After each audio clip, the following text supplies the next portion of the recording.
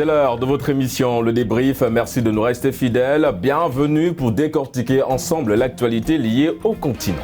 La journée du 17 juin 2021 restera à jamais historique pour les Ivoiriens. Après 10 années d'absence, l'ancien président Laurent Gbagbo est rentré en Côte d'Ivoire. Un retour négocié patiemment et pas à pas par les émissaires de l'ex-président et ceux de l'actuel chef d'État Alassane Ouattara. Quel rôle du président Laurent Gbagbo dans le processus de réconciliation en Côte d'Ivoire? Quel rôle devrait-il jouer sur la scène politique? Des éléments de réponse en première partie d'émission. Quittant l'Afrique de l'Ouest, direction l'Afrique centrale. En Centrafrique, le président de la République a annoncé dans son discours du 6 juin dernier la fin des consultations pour la tenue du grand dialogue national. Pour la plateforme de l'opposition CO-D20, le dialogue tel que proposé ne peut assurer la réconciliation nationale. 203 personnes ont été consultées, notamment les membres de la société civile, des confessions religieuses ou encore des chefs des institutions de la République. L'ouverture de ce dialogue était demandée de longue date par les partis de l'opposition, tout comme la communauté internationale. Le dialogue national en Centrafrique, premier pas vers la réconciliation, vous le saurez en fin d'émission avec mes invités du jour. Jocelyn Djeria, analyste en paix et sécurité. Merci d'avoir répondu à l'invitation de Média. Nous remercions également Abdou Karim Diakhaté, journaliste, analyste politique. C'est toujours un plaisir de vous recevoir sur le plateau du débrief. Merci Régis. Nous allons parler de l'arrivée historique de Laurent Gbagbo, de retour en Côte d'Ivoire après 10 années d'absence. Ce retour va-t-il, mon cher Diakhaté, favoriser la réconciliation nationale comme souhaité et voulu par le chef de l'État Alassane Ouattara? Bien entendu, ce retour du président Laurent Gbagbo en Côte d'Ivoire marque un nouveau tournant dans la vie politique de ce pays. Effectivement, après 10 ans passés à la haie, le président ivoirien, enfin l'ancien président Laurent Gbagbo a été innocenté et il revient quand même essayer certainement de retrouver la place qu'il a occupée au sein de l'environnement politique ivoirien. Maintenant, est-ce qu'il a un avenir politique? Est-ce qu'effectivement la réconciliation dont on parle pourra avec lui avoir en tout cas une certaine mouture?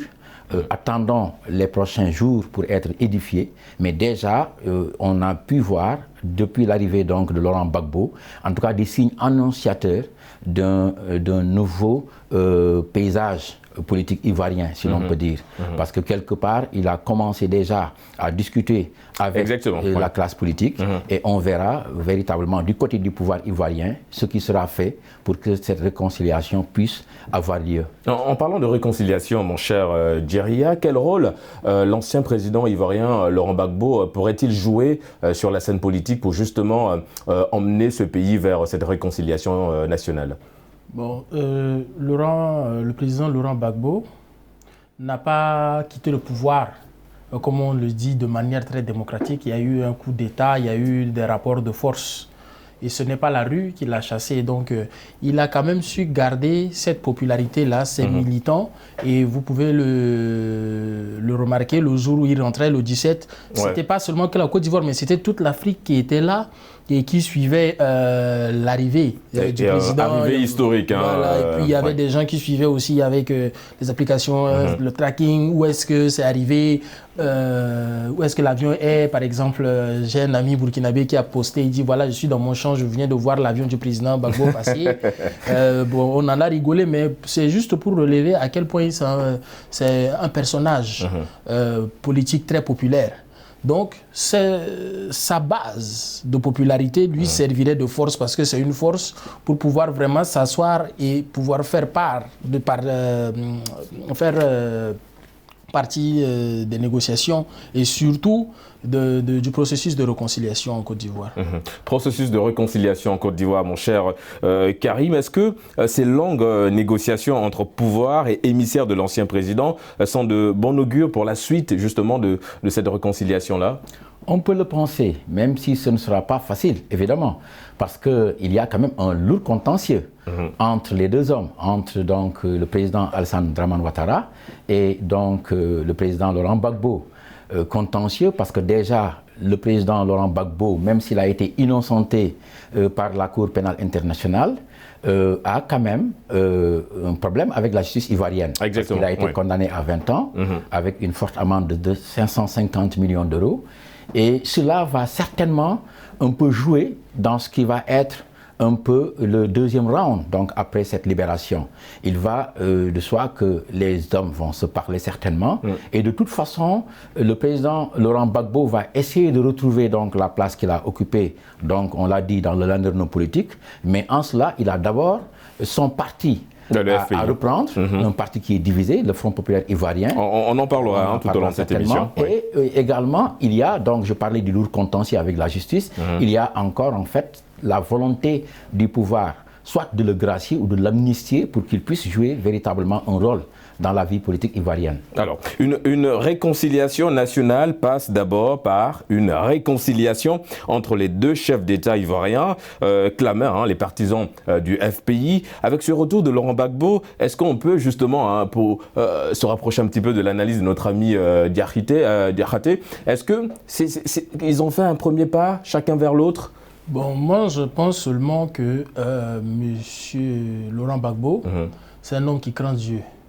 Pourquoi je le dis? Parce que quand il est rentré, le premier acte qu'il a fait, c'est de revenir. Parce qu'après, il était devenu, il a eu une affinité avec les évangéliques. Oui. Mais c'est de revenir vers l'église catholique romaine, dont l'archevêque joue un rôle très, très important. Dernièrement, il y a eu une ministre qui est allée s'asseoir pour demander les bénédictions de l'archevêque.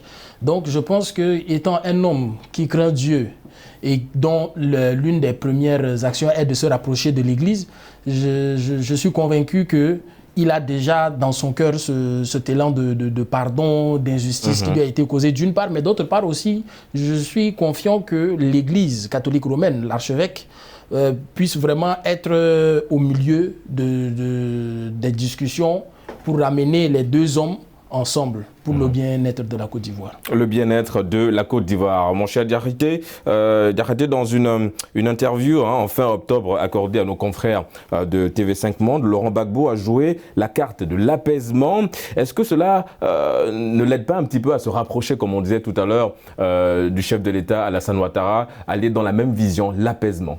Mais parfaitement, cela se comprend. Cela se comprend dans la mesure où on a vu tout le processus qui a abouti à donc, ce retour donc, de l'enfant prodige. Il y a eu d'abord le problème déjà des passeports qu'il fallait régler. Oui. Par la suite, il y a eu certainement des négociations à huis clos pour déterminer un peu les modalités de ce retour-là. Mais il est évident que le président Laurent Gbagbo, pour qu'il puisse retrouver une certaine aisance, pour qu'il puisse se mouvoir un peu dans la politique ivoirienne, il faudrait effectivement qu'il y ait un coup de pouce du pouvoir. Et de ce point de vue-là, je pense que le maître du jeu, c'est Alassane Dramane Ouattara, qui forcément peut jouer un peu sur, en tout cas, les prérogatives que la Constitution ivoirienne lui donne, qui peut le gracier ou l'amnistier éventuellement. Mais il y a également le regard des victimes, justement, de cette période. Oui, parce qu'ils se sont manifestés. Ils se sont manifestés. Absolument. Qui ne pas dans le bon sens, évidemment. Qui ne voient pas d'un bon œil ce rapprochement, si l'on peut dire. Et à 76 ans, exactement, 3 ans de moins que le président Alassane Dramane Ouattara, Laurent Gbagbo est quelqu'un qui a encore un avenir politique. Maintenant, il faudrait quand même envisager avec effectivement ces victimes, donc de toute cette crise qui a eu quand même plusieurs milliers de morts, on a parlé de 3000 morts, comment faire pour un peu aplanir les différends, faire en sorte qu'effectivement tout revienne plus ou moins à la normale et pour anticiper maintenant sur ce qui va se passer après. Mais sur le plan juridique, vous l'avez souligné, l'ancien président Laurent Gbagbo également a été condamné par contumace à 20 ans d'emprisonnement et avec une forte amende. Est-ce qu'il n'y a pas eu quelque part aussi une sorte de garantie? Parce que si le chef, l'ancien président ivoirien a décidé de rentrer, est-ce que quelque part il a été rassuré, on a envie de dire? Bon, écoutez, je pense qu'il faudrait également mettre en parallèle la décision qui est tombée hier ou avant-hier, qui est tombée il y a quelques jours, par rapport à la confirmation de la condamnation de l'ancien Premier ministre Guillaume Soro à perpétuité. C'est là pour dire qu'effectivement, je pense que la justice ivoirienne, ou en tout cas le pouvoir ivoirien, est resté toujours dans ses bottes, droit dans ses bottes. Par conséquent, est-ce que le président Laurent Gbagbo va pouvoir bénéficier en tout cas d'un certain assouplissement de sa situation? Je pense que son positionnement sur la scène politique ivoirienne dans les prochains jours, dans les prochaines semaines, vont nous édifier davantage. Mais il est évident que son avenir politique est toujours entre quand même les mains du président Alassane Dramane Ouattara. Alors, on a vu en octobre dernier, à l'occasion de la présidentielle, à quel point la réconciliation, ou le début de cette réconciliation, pouvait être très fragile. Comment consolider les points positifs de ce processus de réconciliation cher au président Alassane Ouattara? Bon, moi, je vais toujours dans le même sens que l'aîné.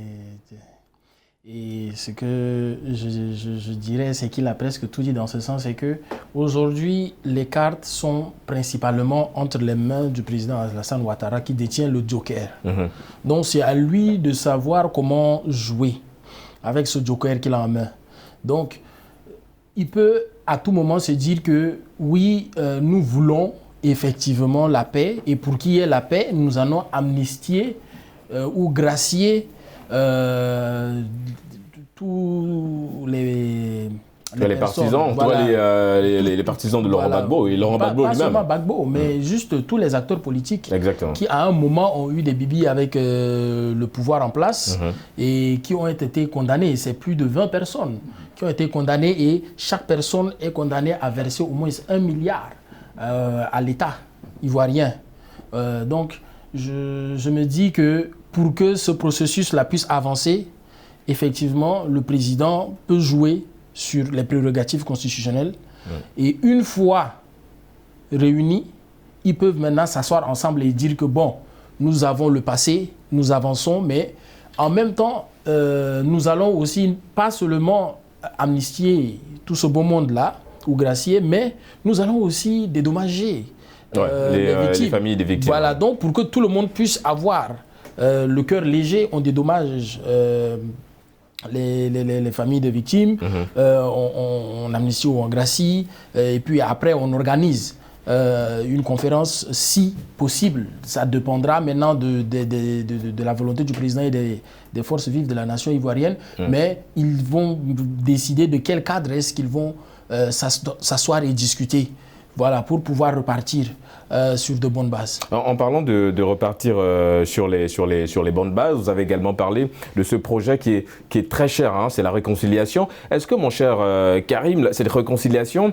doit également passer par l'unification de cette opposition divisée en Côte d'Ivoire? On a vu évidemment entre le parti de Afin Guessan et de Henri Konan Bédié, Laurent Gbagbo, le FPI également, on sent évidemment une forme de division entre cette opposition. La réconciliation, elle passe aussi par là? Bon, mais pas forcément. Vous savez qu'il y a une réalité en Côte d'Ivoire. Il y a, bon, le parti PDCI, le parti donc, démocratique de Côte d'Ivoire, avec donc, le doyen politique Henri Konan Bédié, qui a donc son mot à dire par rapport à tout ce qui se fait en Côte d'Ivoire au plan politique. Mais il y a surtout que Laurent Gbagbo, on l'a rappelé, a déjà un problème à régler au niveau de son propre parti.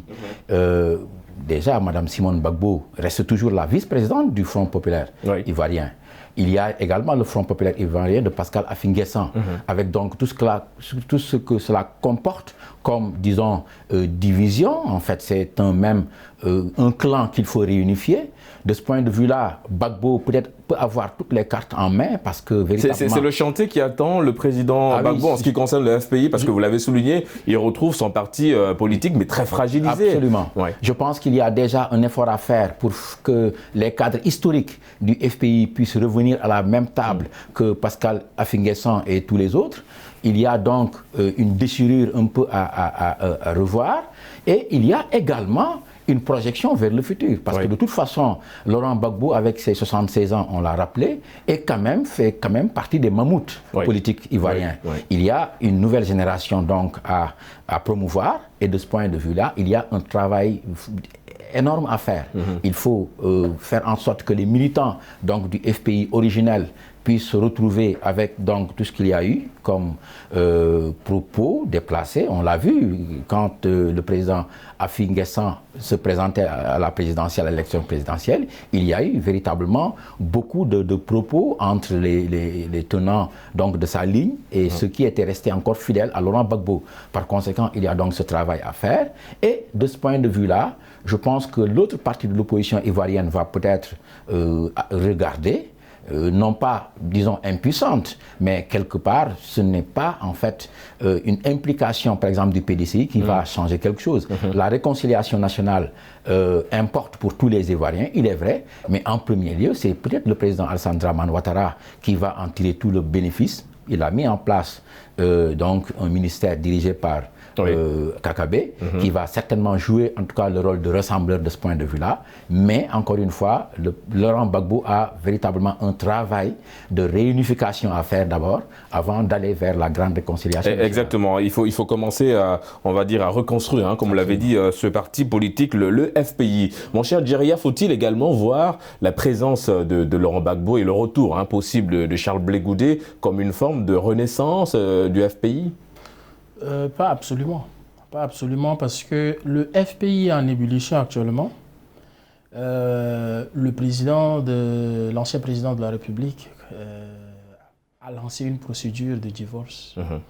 Et dans ce communiqué, il affiche sa ferme volonté de séparer ses activités politiques de celle de Madame Simone. Mais quel impact? C'est vrai que l'heure, merci d'avoir emboîté le pas, mon cher, c'est vrai que l'heure est au divorce aujourd'hui en Côte d'Ivoire entre Laurent Gbagbo et Simone Gbagbo après 32 ans de mariage. Simone Gbagbo, on connaît la puissance qu'elle a aussi, une femme politique engagée, cofondatrice, vous l'avez souligné, de ce parti, le FPI. Quel impact justement, mon cher Djeria, ce divorce pourrait avoir sur le plan politique au sein du FPI et sur la scène politique de manière générale en Côte d'Ivoire? Déjà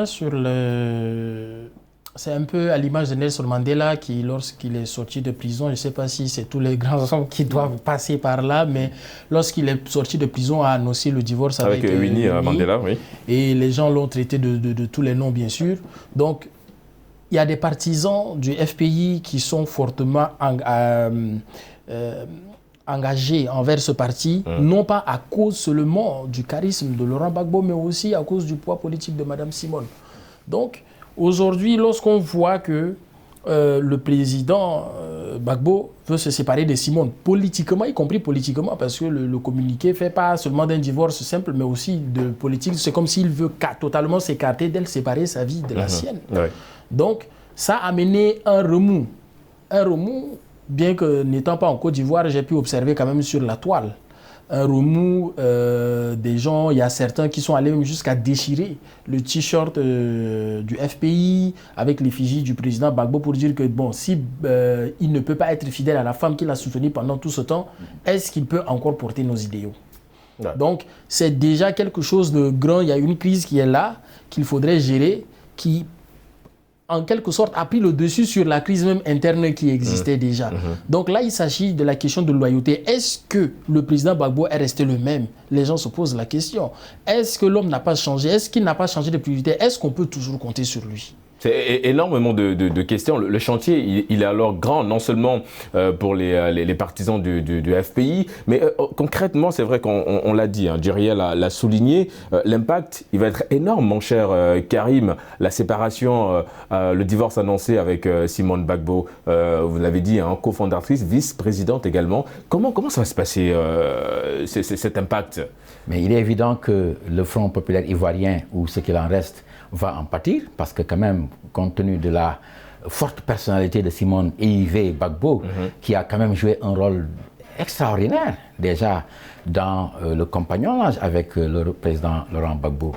Je me rappelle déjà sa venue à Dakar en octobre 2010, quand il présentait son ouvrage Parole d'honneur. C'est une dame qui a fortement joué dans, en tout cas, les événements, avec ce qui s'est passé avant, ce qui s'est passé. Elle a beaucoup, en tout cas, apporté, disons, quelque chose au plan politique, justement pour un peu ancrer le parti FPI dans certaines régions de Côte d'Ivoire, et également durant tout le temps que le président Gbagbo a passé en Europe, elle a pu jouer quand même un certain rôle. Même si par la suite, certains de ses détracteurs ont pensé qu'elle a contribué quand même à la déliquescence qu'on peut observer par rapport un peu à l'évolution politique du parti, avec un peu le départ de Pascal Affi-N'Guessan et de certaines autres personnalités fortes du parti. Mais toujours est-il qu'effectivement, Simone Gbagbo a été de tous les combats. Le FPI a été créé en 1982 et de cette période jusqu'à son mariage avec Laurent Gbagbo, il y a eu en tout cas cette complicité de fait. Et au plan politique également, il y a eu ce compagnonnage qui a quand même pu consolider quelque part l'ancrage de Gbagbo, on l'a dit dans certaines régions, mais en plus, au niveau du parti, cela a créé une certaine effervescence politique. On a vu les patriotes à l'époque avec Blé Goudé, justement, et le rôle qu'il avait joué à l'époque, et c'était surtout aussi avec le soutien ou l'appui de Simone Gbagbo. Par conséquent, c'est donc une rupture qui va certainement en appeler d'autres, ce qui serait dommage pour le Front populaire ivoirien. Oui, parce qu'il y a certains partisans qui sont restés, on va dire, fidèles à Simone Gbagbo, qui ont eux aussi décidé, en tout cas, de quitter le bateau, on a envie de dire ainsi. C'est en tout cas les informations, les rumeurs qui circulent au niveau de la Côte d'Ivoire. On va parler justement du FPI. Alors, ce parti politique, mon cher Djeria, entend faire bouger les lignes lors des prochaines joutes électorale. On doit devoir à présent compter sur le FPI lors des prochaines élections législatives et présidentielles. Qui peut porter ce parti politique aujourd'hui? Bon, je rejoindrai l'aîné en disant que les jours qui viendront pourront plus nous édifier parce que le président Gbagbo semble être plus préoccupé à régler ses affaires personnelles internes autour de lui. Donc vous ne voyez pas le président Gbagbo reprendre la tête du FPI? Pas vraiment ça, mais je ne pense pas qu'il soit pressé de regagner l'arène politique. C'est-à-dire que lors de son communiqué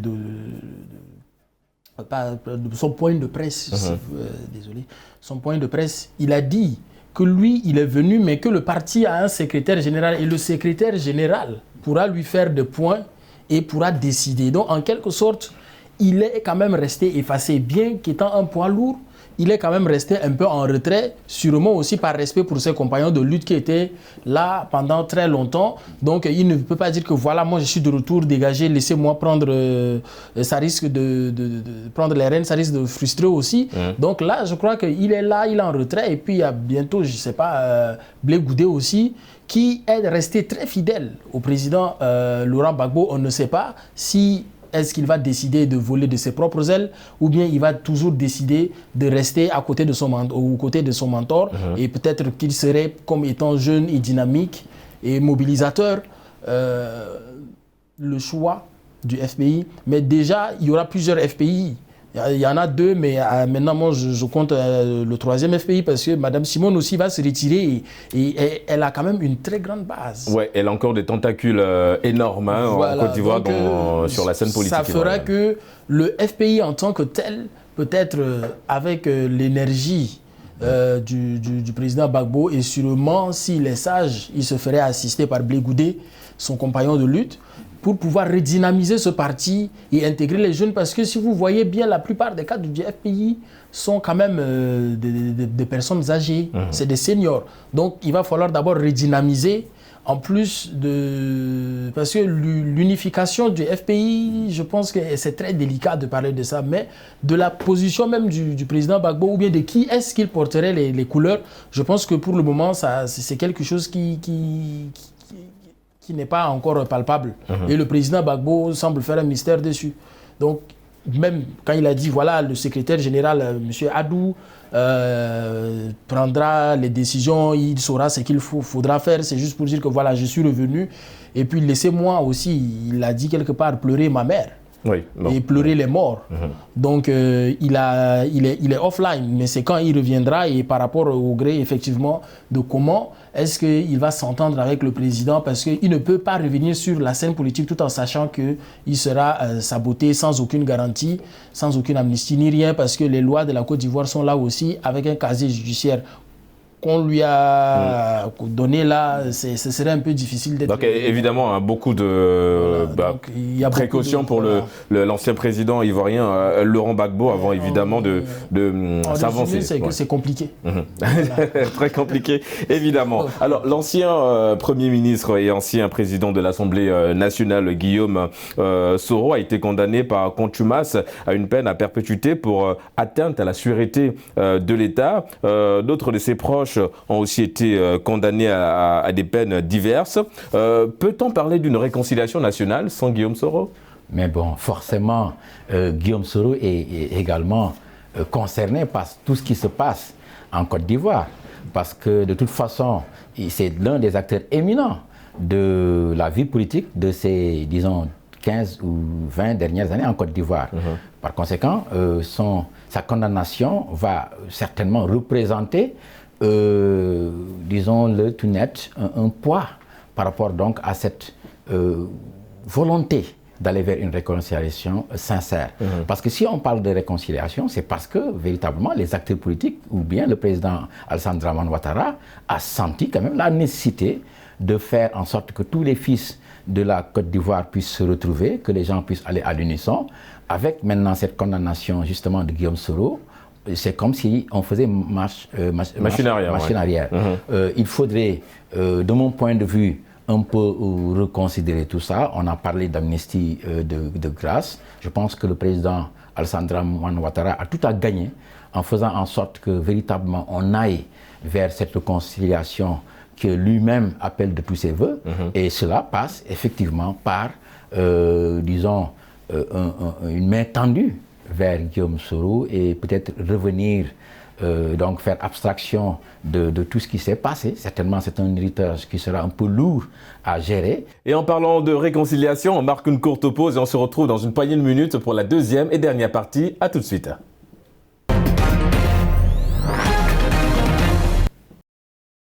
De retour sur le plateau du débrief pour la deuxième et dernière partie d'émission.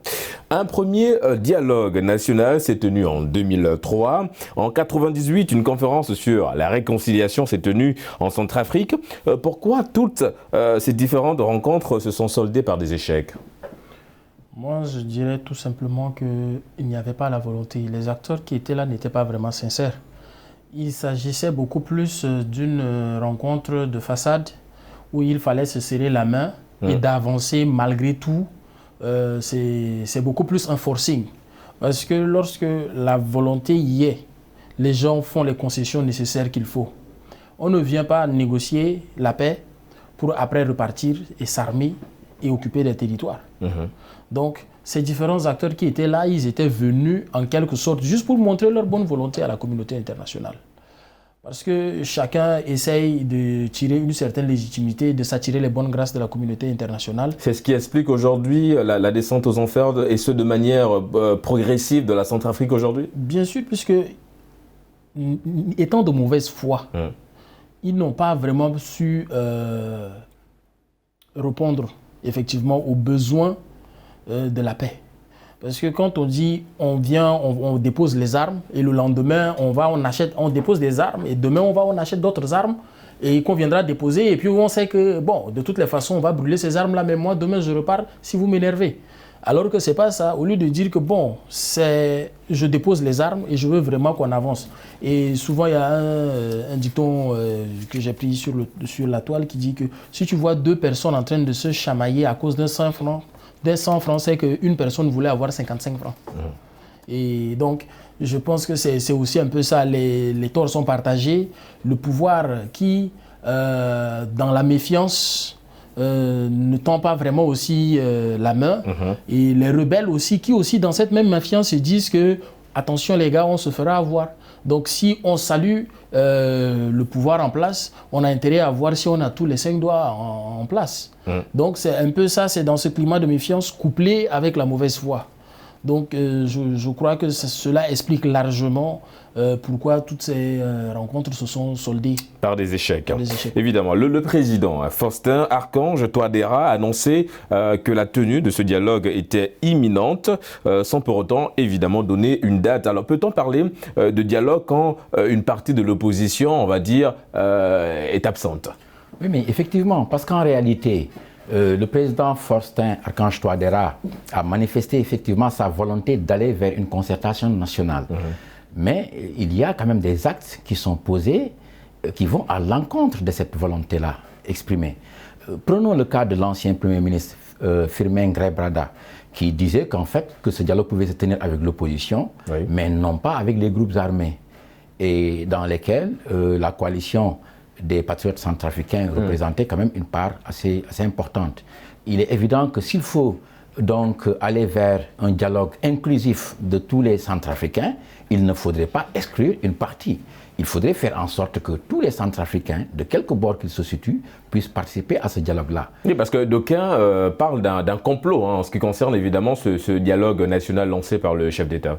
Bon, je n'irai pas jusque-là, parce que véritablement également, il y a eu un dialogue qui a été amorcé. On se rappelle déjà l'accord donc de Khartoum en 2019 et tout ce qui s'en est suivi. D'ailleurs, le président Faustin Archange Touadéra a expliqué que beaucoup étaient venus au dialogue comme pour uniquement prendre des places, avoir un peu des prébendes, ce qui serait dommageable. Maintenant, ce qu'on a pu voir, il n'y a pas longtemps, il a juste, disons, quelques jours, remanié son gouvernement. Il y a eu un nouveau gouvernement avec le nouveau Premier ministre Henri-Marie Dondra. Mais la déception est de mise, dans la mesure où beaucoup de ses alliés n'ont pas été pris en compte et l'opposition également a une partie vraiment congrue de ce gouvernement-là.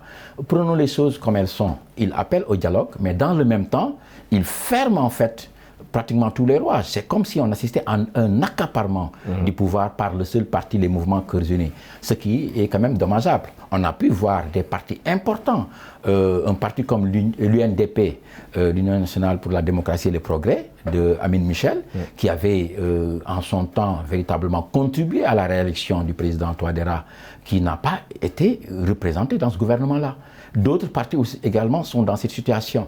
Par conséquent, quand on voit surtout le président de l'Assemblée nationale, Mathieu Simplice Sarangi, qui est du MCU, on voit le Premier ministre actuel, Henri-Marie Dondra, qui est également de ce même parti, tous les postes stratégiques, que ce soit la défense, l'administration territoriale, les mines, qui sont détenus par donc, des cadres du MCU, et rien pratiquement pour l'opposition, à part peut-être 2 postes qui ont été donnés à d'anciens candidats à la présidentielle. Je me dis qu'il y a un effort à faire du côté du président Touadéra pour que ce dialogue inclusif soit sincère et que toutes les parties centrafricaines, même les groupes armés, soient associés.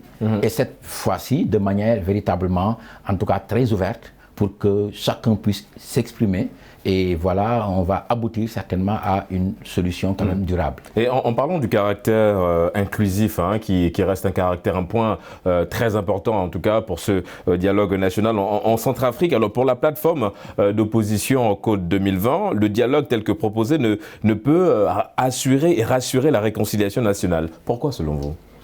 Vous savez, actuellement, la politique, les acteurs politiques ne sont pas vraiment un danger pour le président Archange Touadéra. Pour la simple raison que ce n'est pas eux qui occupaient les 3/4 du pays. C'était les groupes armés.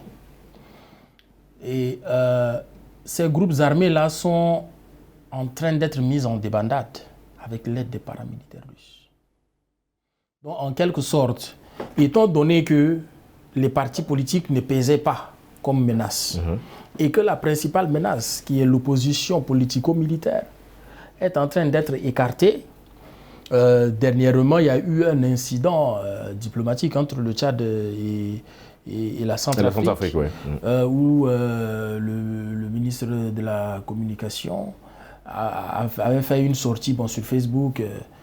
Nous qui sommes amis avec lui avons pu voir, mais qui a été effacé après parce que c'était une sortie un peu virulente pour montrer à quel point c'était un peu délicat. Mais qu'est-ce qui s'est vraiment passé? C'est qu'il y avait eu, lors de cette course-poursuite-là, les paramilitaires, les rebelles sont venus rentrer au Tchad. Pour ceux qui ne le savent pas, la femme du président Mamad Kaka est la fille de l'un des hauts cadres rebelles centrafricains. D'accord. Donc, de par cela, le fait que les rebelles centrafricains puissent venir dans le territoire tchadien, ça a poussé quand même certaines personnes à dire que oui, le Tchad est derrière ce coup de force-là. Et donc, ça a créé quand même des remous. C'est pour vous dire que si ces rebelles-là ont pu se replier jusqu'au Tchad, c'est qu'il y a une force qui est en train de venir et qui est en train de les balayer. Donc, maintenant, le président, se sachant en sécurité, tout bonnement, décide d'ignorer ces personnes-là. Mais à côté, qu'est-ce qu'il fait? C'est vrai, ce sont les acteurs politiques qui sont marginalisés, mais pas les acteurs politico-militaires. Les politico-militaires, ils ont eu des promotions, même des conseillers, ils ont eu des postes de conseillers, des postes, comme on dit, sans bureau, mais qui ont quand même un certain poids. Donc vous comprenez aujourd'hui, vous partagez l'avis de cette plateforme de l'opposition sur le fait que ce dialogue ne rassure pas tout simplement? Non, ce dialogue, moi j'essaie d'expliquer le mécanisme. Pourquoi est-ce que ce dialogue est en train de prendre la tournure? J'explique juste la tournure. Maintenant, si ça ne les rassure pas, effectivement, ça ne peut pas les rassurer parce qu'ils sont marginalisés.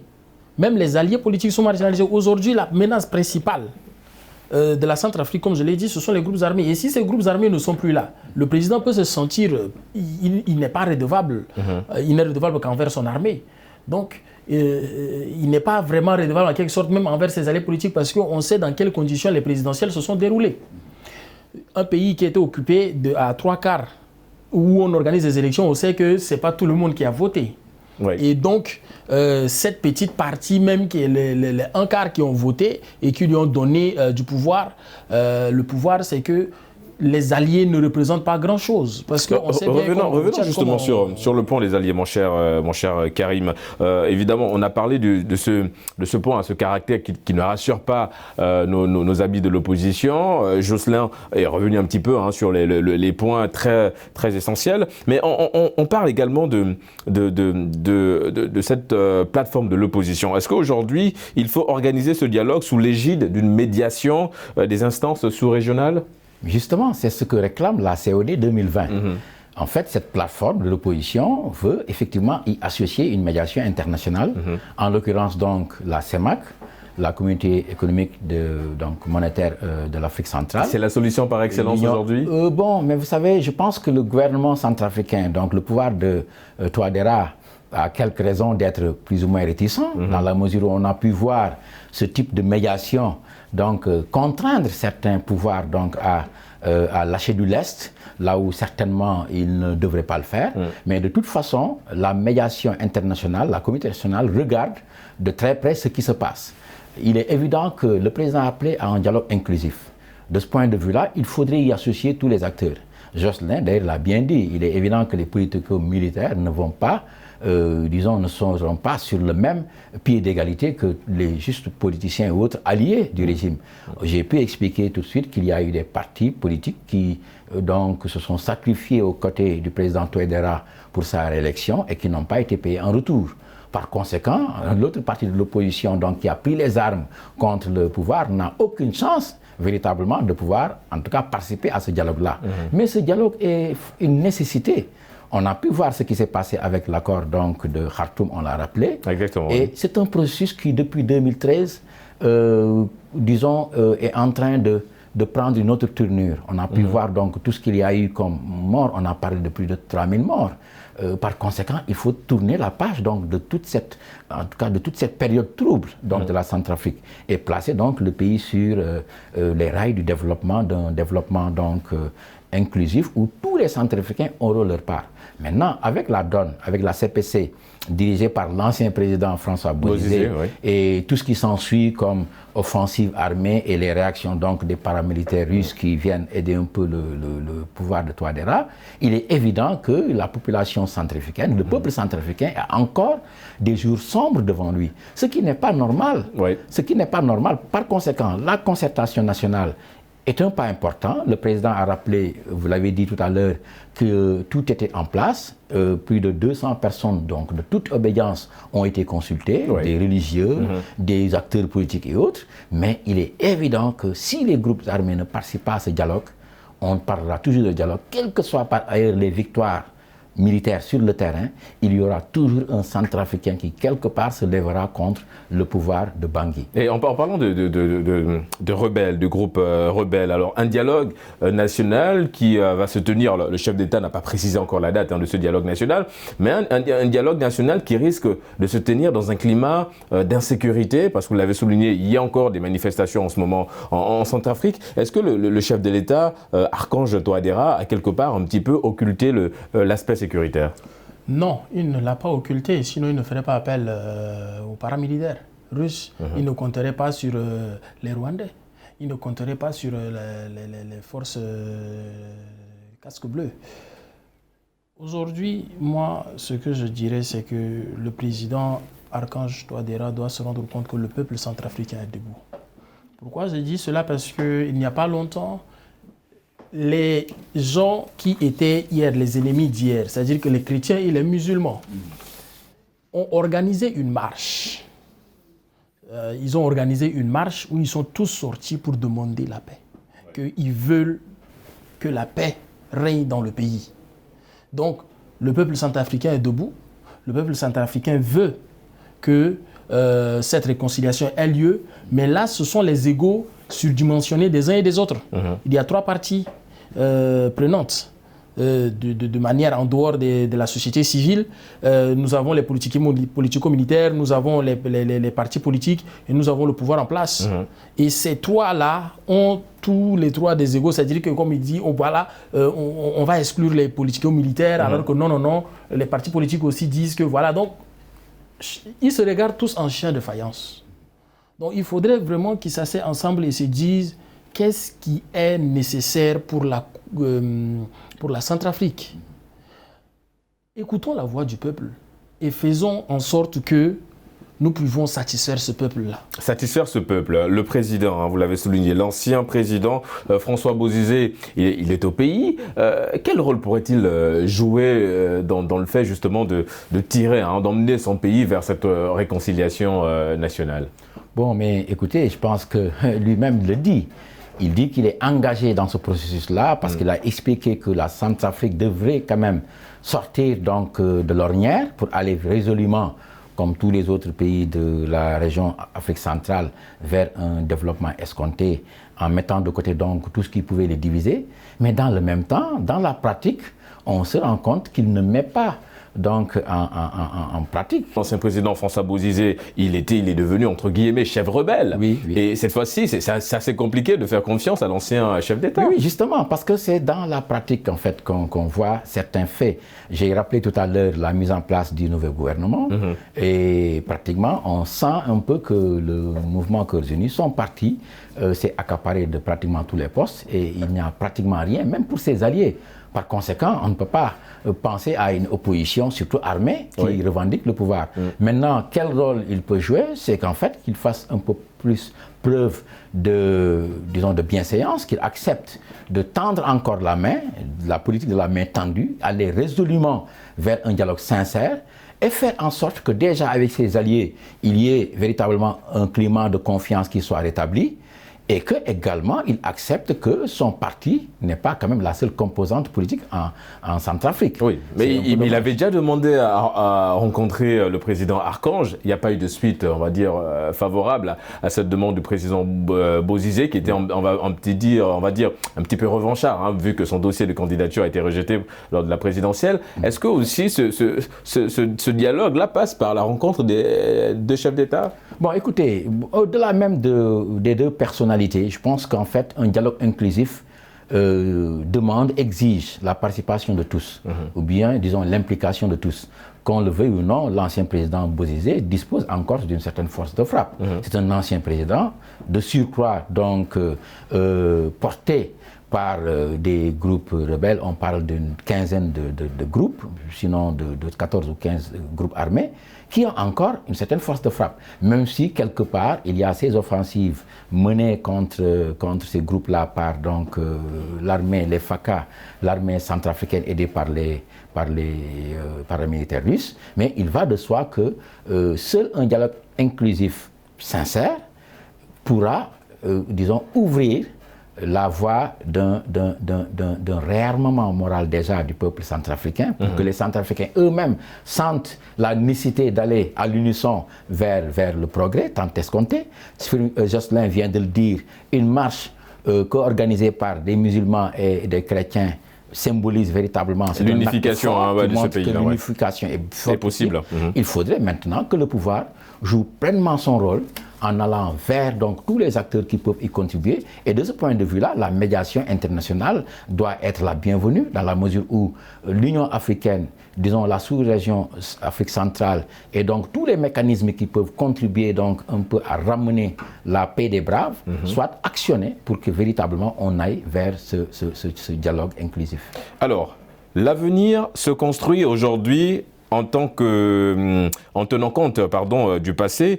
Une fois de plus, nous, Centrafricains, nous avons donc rendez-vous avec notre histoire, affrontons notre passé, notre histoire avec courage, en toute responsabilité et avec désintéressement total. Ce sont là les mots de l'ancien président François Bozizé qui, lors d'un discours, a sorti ces phrases. Quelle analyse faites-vous de ce discours ?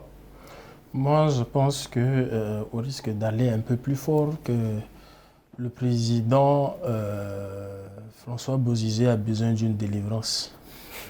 Pourquoi je dirais là? Parce que les démons qui l'animent sont plus forts que sa bonne volonté. Vous pensez qu'il est hostile à ce dialogue national? On ne peut pas parler comme ça lorsqu'on est chef rebelle. Il a toujours été chef rebelle. Ce n'est pas la première fois qu'il est à la tête de la rébellion. Il a pris le pouvoir pas par des voies démocratiques. Il a pris le pouvoir en allant en rébellion. C'est un rebelle aguerri, c'est un rebelle vacciné. Donc, les démons qui sont en lui sont plus forts que sa bonne volonté. Donc, il a vraiment besoin de délivrance. Et comme Lénine l'avait dit, c'est que entre ce qui est dit et ce qui est fait, il y a un grand écart. C'est la guerre des égaux. Ce peuple centrafricain est pris en otage par des hommes forts qui pensent beaucoup plus à ce qu'eux ils veulent qu'à ce que le peuple veut. Vous savez, dans cette souffrance-là, c'est le peuple qui en pâtit parce qu'il y a des incursions qui viennent de partout, parfois même jusque du Sud-Soudan, puisque l'État n'est pas là. Il y a beaucoup de choses qui manquent à ce peuple-là. Ils sont taxés en plus par les groupes rebelles qui font ce qu'ils veulent. Donc, ils sont sous occupation dans leur propre pays, mais pris en otage aussi. Donc, je crois que le président a besoin, comme j'ai dit, de rassurer un peu la communauté internationale, de faire les yeux doux, de se montrer en agneau, alors que c'est un loup. Pas de sincérité, il n'est pas sincère. Non, il n'est pas du tout sincère. Pas de sincérité pour le président Bozizé. C'est là où je dis qu'il a besoin de délivrance réelle. Et c'est pareil pour toute la classe politique centrafricaine, parce que ce qu'ils font, des gens qui sont vraiment censés mener à bien la destinée de leur pays, veiller à ce que chaque Centrafricain puisse manger, dormir, se soigner, s'éduquer, ils ne le font pas. Aujourd'hui, quand on prend par exemple la CPC, cette coalition-là, mais ils contrôlaient, maintenant il y a des incursions, on ne sait plus, mais le pourcentage est réduit, mais ils contrôlaient quand même 3/4. Donc, c'est-à-dire que tu viens, tu dis, nous contrôlons 3/4 du territoire, nous allons venir te chasser du fauteuil, mais quand même, on veut discuter avec toi. Bon, c'est vrai que là, ça devient assez compliqué. Mon cher Karim, ça sous-entend quoi? Qu'en ce moment, en Centrafrique, il est plus facile de faire la guerre que de dialoguer? Oui, mais en fait, malheureusement, c'est un peu cette tendance qu'on peut voir, même si quand même les rouages du dialogue sont bien en place. Quand même, il faut quand même reconnaître que le peuple centrafricain dispose quand même de ressources humaines de qualité. Il y a des cadres politiques qui ont compris qu'il faut effectivement un sursaut qualitatif de tous pour aller vers la paix tant souhaitée. Maintenant, il y a que les acteurs politiques doivent faire preuve de plus de sincérité. Jocelyn l'a dit. Est-ce que derrière les actes que certains hommes politiques posent, il y a véritablement cette sincérité-là? C'est là où effectivement réside toute la question. On a pu voir effectivement l'ancien président Bozizé, qui est un véritable chef de guerre, mais qui dirige une coalition de groupes armés qui doivent participer au dialogue. Malheureusement, même si ils sont animés de velléité, de combat et autres, mais il est évident que le territoire centrafricain est occupé, disons, pour plus de la moitié par ces groupes armés. Mais mon cher Karim, mais le problème c'est qu'aujourd'hui c'est assez compliqué pour ces chefs rebelles de venir dialoguer avec un président qui a toujours fait la guerre, enfin qui s'est toujours opposé à ce qu'ils font. Il n'y a pas d'assurance que tout sera oublié, on fera table rase. Je pense que l'accord déjà de Khartoum, qui a été donc signé un 3 février 2019 et ratifié à Bangui même, avec la participation de certains chefs de guerre, peut être, de ce point de vue-là, une preuve que quand les hommes acceptent de se parler, beaucoup de choses peuvent être faites. Maintenant, il va de soi qu'il faut voir ce qui anime les uns et les autres. Si réellement les gens veulent aller vers la paix tant souhaitée. Parce que quelque part, certains se complaisent peut-être dans cette situation de confusion. Mais il est évident que, ne serait-ce que par rapport à la donne sécuritaire au niveau de la région Afrique centrale, avec ce qui s'est passé récemment au Tchad, avec tous les problèmes qu'il y a au niveau de la Corne de l'Afrique, et je ne parle même pas de la région des Grands Lacs, il est évident qu'il faudrait faire en sorte qu'il y ait véritablement un apaisement, qu'il y ait la paix sociale déjà en Centrafrique, et que ce nouveau mandat du président Touadéra soit un mandat qui ouvre les portes d'une véritable renaissance de la Centrafrique. Parce qu'en fait, la Centrafrique a besoin de tous ses fils pour résolument donc tourner le dos à un passé sombre et aller vers un avenir plus radieux. Aller vers un avenir plus radieux, la Centrafrique a besoin de tous ses fils. Hein. C'est exactement ça. Alors, ces concertations sont également l'occasion pour le président Touadéra d'entendre les suggestions des partis politiques au regard de nombreux désistements et des contestations aussi, parce que voilà, il y a une partie de l'opposition qui n'est pas en tout cas prête à participer à ce dialogue national. Est-ce que le président Touadéra n'est pas en train d'enfermer même les objectifs de ce dialogue national dans une pièce insonorisée? Non, en fait, vous savez, dans ce genre de situation, en tant que président, il doit aussi montrer qu'il est fort. Parce que est-ce que c'est le bon moment de le faire, mon cher Jocelyn? C'est pas... Vous savez, moi, je le conforte un peu dans cette position. Je trouve que sa position est explicable. Bien que je trouve que peut-être c'est un peu exagéré, mais je comprends très bien parce qu'il est dans un environnement hostile. Ses alliés d'hier ne le regardent plus d'un bon œil. Et de l'autre côté, ses ennemis sont en train d'avancer à grands pas vers lui. Qu'est-ce qu'il doit faire? Mais c'est l'instinct de survie. Donc, il faut prendre ça dans ce sens-là. Maintenant, vous savez, si vraiment les premières personnes qui devraient jeter les bases d'une vraie réconciliation en Centrafrique devrait être le groupe rebelle, Bozizé devrait faire un communiqué pour dire que bon, aujourd'hui, nous, groupe rebelle de la coalition CPC... On parle évidemment de ce rôle très important de François Bozizé dans groupe rebelle de la coalition CPC, décidons de déposer les armes et de participer à la construction de la nation centrafricaine. À la reconstruction, puisqu'il y avait une nation qui a été cassée, à la reconstruction de la nation centrafricaine. Nous déposons les armes et voici, c'est ça, nous amenons nos armes. Il y aura une opération de DDR. Les Nations Unies sont là pour ça. Donc, les Nations Unies sont là pour ça. L'Union africaine pourrait envoyer la CEMAC, peut-être même la CEDEAO, pourrait venir en renfort. Mais ce que je veux dire, c'est que les rebelles doivent d'abord, en première position, déposer les armes. Et quand ils déposeront les armes, il y aura un DDR. Et là, on saura que vraiment, ils veulent participer à ce dialogue-là.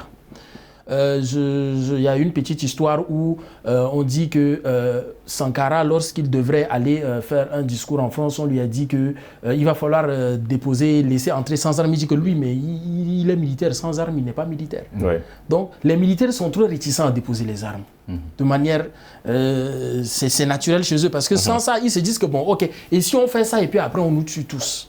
Donc, il y a cette méfiance-là. Et si les militaires déposent les armes, il y a une opération de DDR sous l'égide des Nations Unies, la communauté internationale viendra, voilà, écoutez, ces gens-là sont de bonne foi, ils ont déposé les armes, et là, les gens de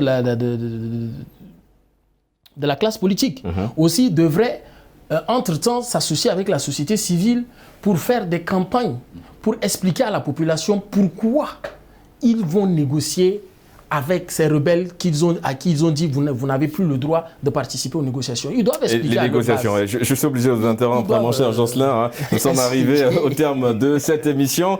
Nous remercions Jocelyn Djeria, vous êtes analyste en paix et sécurité. Merci d'avoir répondu à l'invitation du débrief.